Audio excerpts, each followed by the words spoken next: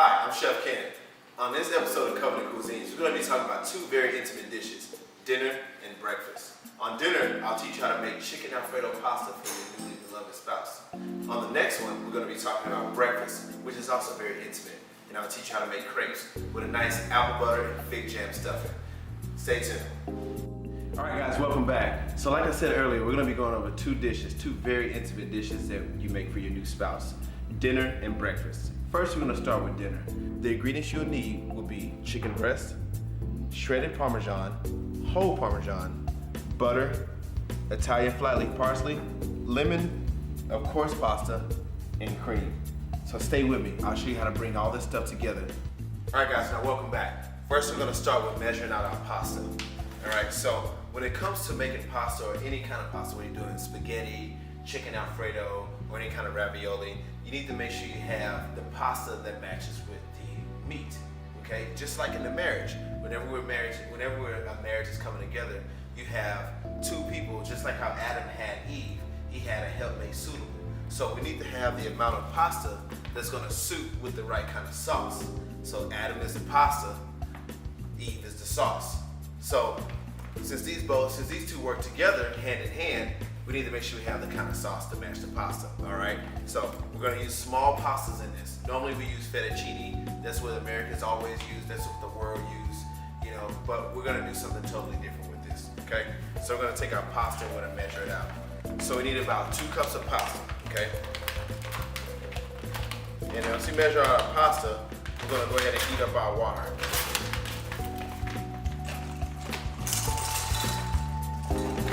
Cups of pasta. Alright?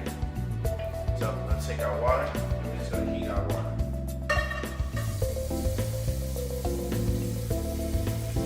Now when it comes to making pasta, pasta needs to be seasoned. Alright? So that means we have to add salt into the water.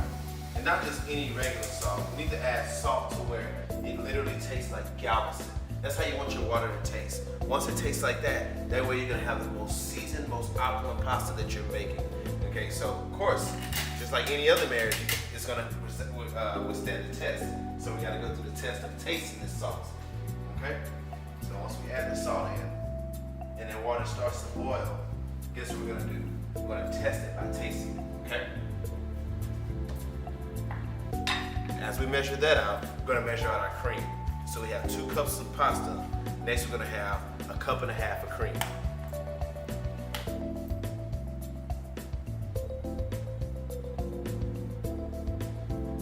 There. All right. So now we have our pasta and our cream measured out. Next up, let's take our chicken and we're gonna season it real nice on both sides. For this, we're just gonna use salt and pepper. All right, 2 basic seasoning dishes.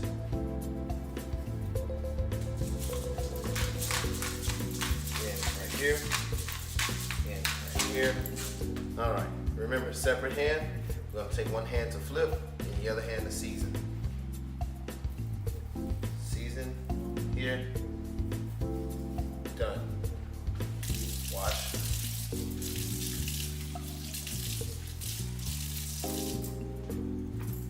Then we apply the pepper.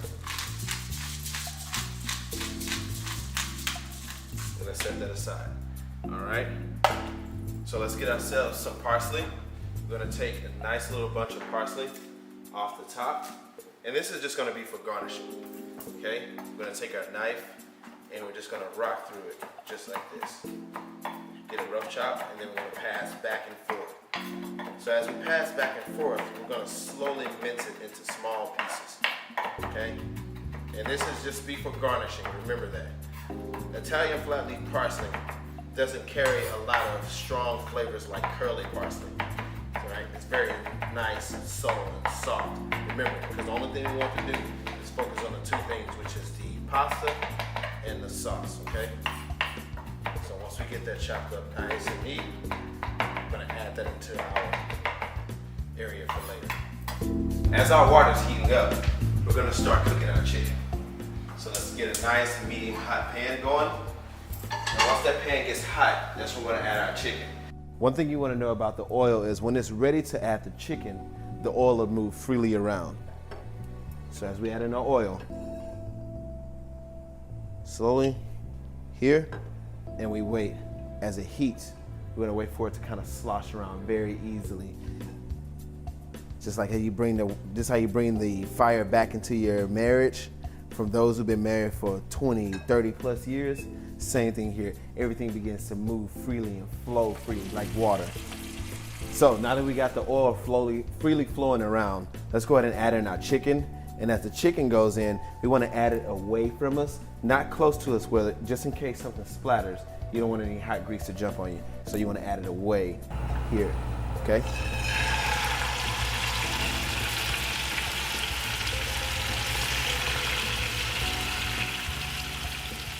All right, so as we get our grease hot and ready to go, we're gonna add in our pasta.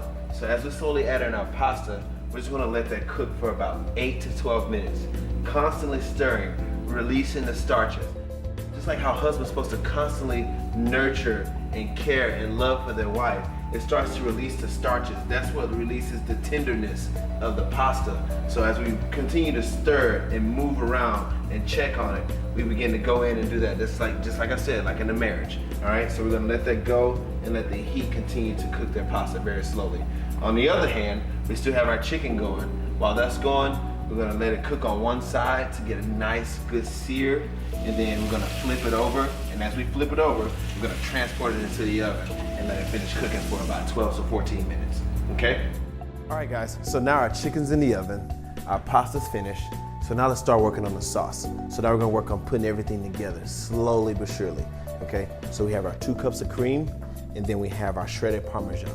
All right, so we're gonna add our cream into a nice pan to kind of get it simmering, not boiling like while it's rupturing like that. We wanna get it nice and simmering, where we have little bubbles around the edges of it. Then we're gonna slowly add in the cheese as we whisk it to combine it. And then once those things are fully combined together, it's gonna make like a nice thick bubble, almost like a cauldron, okay? And then at that moment, that's when we're gonna add in our pasta. Once we add in the pasta, we're gonna add in the butter on top of it, and then we'll be finished, okay? So let's go ahead and get that started.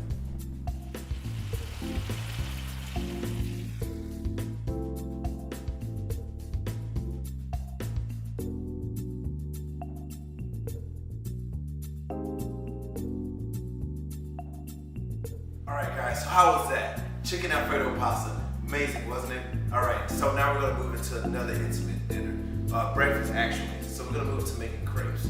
So crepes is something like, think of a French pancake, okay? You make your own filling, you put it into it, whatever you wanna put into it to get the best outcome you have. Top with a little bit of powdered sugar, and you can add a little bit of mint. Like I said in the last one, the husbands always add that final zing to it, so add the mint right on top of it.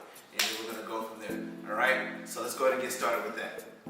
So, next up, we're gonna add in the water. And that'll be 1/2 cup. So, do 1/2 cup of water. Okay, so now, next up, we're gonna do 1/2 cup of milk.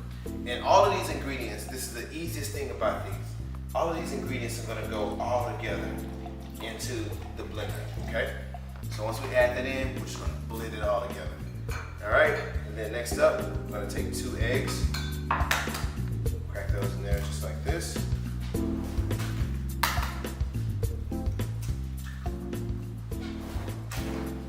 Okay, and then we have 3 tablespoons of butter. So the butter we're gonna melt for later to add in at the very end, okay? All right, so let's go ahead and add all the ingredients into our mixer, okay? So first, let's go ahead and add the milk. All right. Then we're gonna next add the water in. Okay. Let's add in our eggs. And then our flour. Let's easily add that in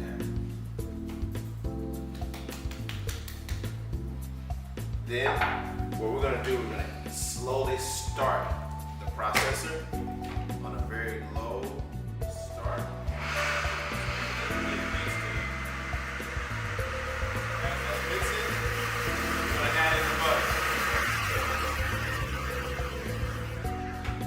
Awesome.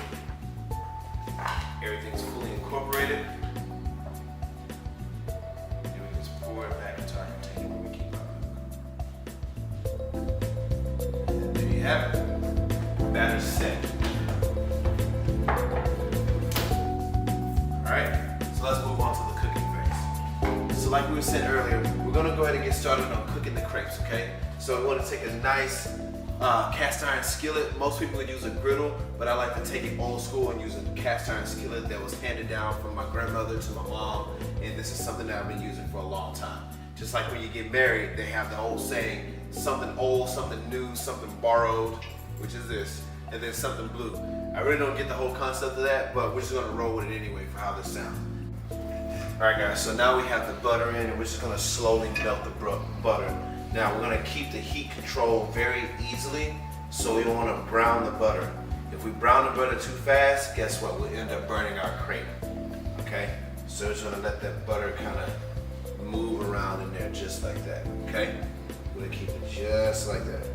So as it begins to melt, we're gonna take our crepe batter, and we're just gonna add a thin layer. Remember, very thin layer here, okay? So as that layer begins to thin out, guess what we're gonna do?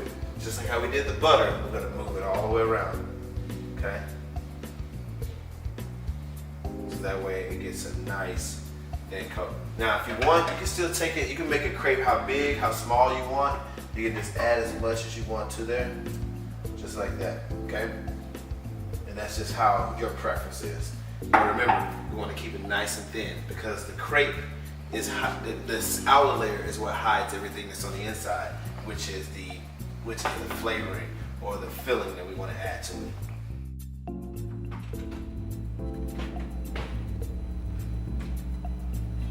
So we're going to take our rubber spatula and we're just going to rim the outside of it just like that. As you can see, our crepe kind of slowly moves around. See how freely it moves like that? All right guys, so now we see the ridges coming up. So now it's time to go ahead and flip our pancake. You can use a rubber spatula to flip it, or if you want to just go ahead and take that brave leap, like when you took that leap to say I do, go ahead and flip it. There we go, just like that, okay? And we're gonna let that cook on one side, and then that just needs to cook for a little bit. Once it cooks for a little bit, guess what? We're gonna take it over here and we're gonna lay it on our plate. All right guys, so just how quick that is, we're here right now ready to go ahead and get started plating, okay? So now we have our two crepes laid out right here, ready for the filling to be inserted, then we're gonna go ahead and plate, okay? So what I would love to do, I like figs. I love figs when it comes to figs, black mission figs, brown turkey figs, you name it. Figs are amazing when it comes to doing different desserts or different fillings. And so that's what we're gonna do right here. We're gonna make a fig jam to go inside of everything, okay? So we're gonna take the fig jam and then we're gonna add it right here on the inside, okay? And just gonna kind of smooth that out, just like that, all right? And the great thing about crepes is you don't need to add a lot to it because remember, the whole basis is you wanna still taste the batter, but you don't want everything to kind of be all overwhelming. Just like a peanut butter and jelly sandwich, okay? So this one here, just like that. And just gonna spread that out, okay? All right, so after we spread it out like this, you're gonna fold in half, and then you're gonna roll just like that. And you're gonna add it long ways across the plate, okay? Fold in half, smash it down a little bit, fold and fold. And then boom, two symmetrical pieces of crepes. Then we're gonna finally add our powdered sugar to it. You can add as much powdered sugar as you want to it, to your liking. Okay? So as you add that, then take two pieces of leaves of mint, and we're just gonna stick that right here. Nice garnish. Boom. And then for the final, you can just add like a slither of powdered sugar right on top of there. And then we're finished. Here we go. Fig jam crepes. A taste of France right here in your own bedroom. Okay? So you got your honeymoon and your first